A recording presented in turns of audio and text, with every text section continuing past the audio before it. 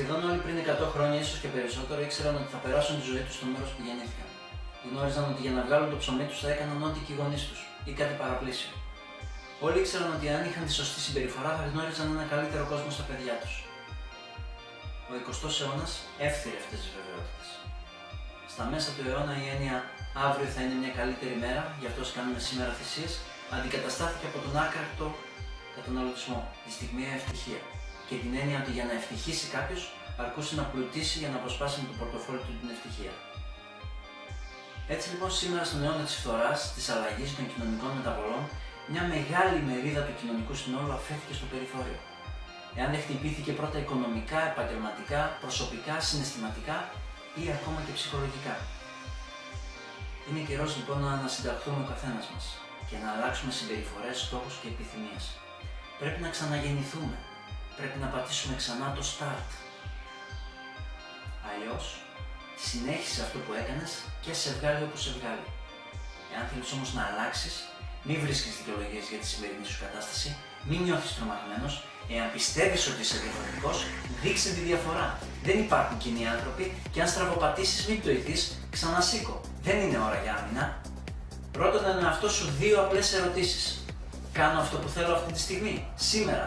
Δεύτερον, τι στην πραγματικότητα θέλω πραγματικά να κάνω? Οι απαντήσεις σε αυτές τις δύο ερωτήσεις ίσως είναι οδηγός για να εκπληρώσεις την αποστολή σου στη ζωή. Να πιστεύεις τον εαυτό σου σημαίνει ότι μπορείς να κάνεις ό,τι θέλεις, ακόμα και αν οι άλλοι είναι εναντίον σου. Συνήθως, όταν είναι να ξεκινήσεις κάτι που οι άλλοι απέτυχαν, θα προσπαθήσουν να σε αποτρέψουν με τα λόγια, έχοντας ως παράδειγμα την αποτυχημένη προσπάθειά τους. Σήμερα όμως, όλοι πρέπει να ανεβάσουμε τα στάνταρ μας. Πράγματα που παλαιότερα έκαναν χαρισματικοί ηγέτες, σήμερα καλούμαστε να προσπαθήσουμε να τα κάνουμε εμείς. Ο πύχης έχει ανέβει απότομα. Ο άνθρωπος μπορεί να αναπτυχθεί όπως εκείνος επιθυμεί. Εσύ μπορείς να αναπτυχθείς όπως εσύ επιθυμείς.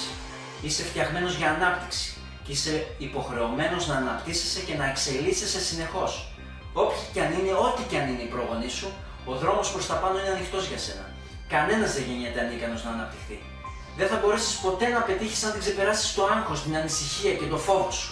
Ξεπέρασέ τα. Ξεπέρασε τον φόβο σου. Μην γίνεις δειλός. Είναι αδύνατο αν δεν τα ξεπεράσεις να πετύχεις. Η επιτυχία είναι δική σου, αρκεί να το ζητήσεις από τον εαυτό σου. Ζήτησέ το από τον εαυτό σου. Σκέψου το. Σκέψου ότι η κρίση είναι άνθρωποι με μαύρα και μπλε κουστούμια που σε κυνηγάνε μέσα στη σημερινή ζούγκλα της κοινωνίας. Πρέπει να τρέξεις γρήγορα. Πρέπει να τρέξεις, να ελιχθείς, να σκαρφαλώσεις για να ξεφύγεις.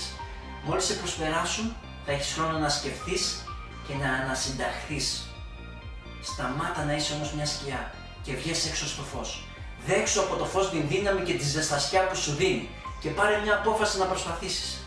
Το δύσκολο σε όλα αυτά είναι ότι οτιδήποτε έκανες επανειλημμένα και έφτασε να είναι μια συνήθεια. Μια συνήθεια που δύσκολα σπάει. Αλλά σπάει.